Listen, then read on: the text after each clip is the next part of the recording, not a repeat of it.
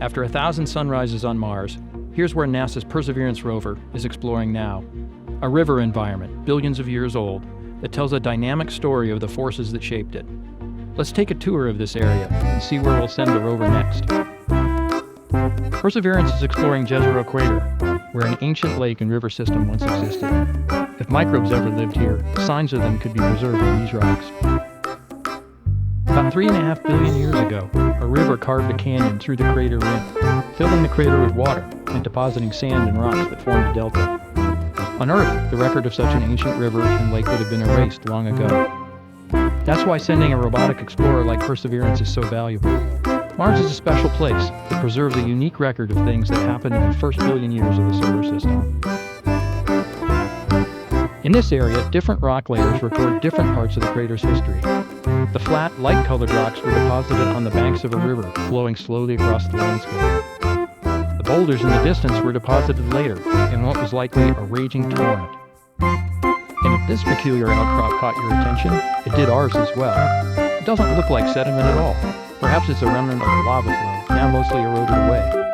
Lab equipment on Earth can accurately measure when a volcanic rock was formed. So if we can return a sample of this lava to Earth in the future, we may know when and for how long water flowed into Jezero. From here, Perseverance will continue west. In the distance, you can trace the tops of the natural levees that form at the near and far banks of the river.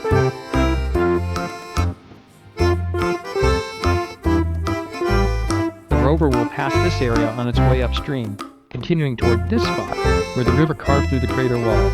You can see the canyon on the horizon here.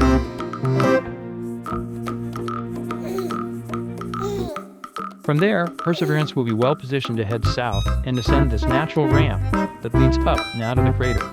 We're lucky to have a route the rover can safely drive up the rim right where we need it.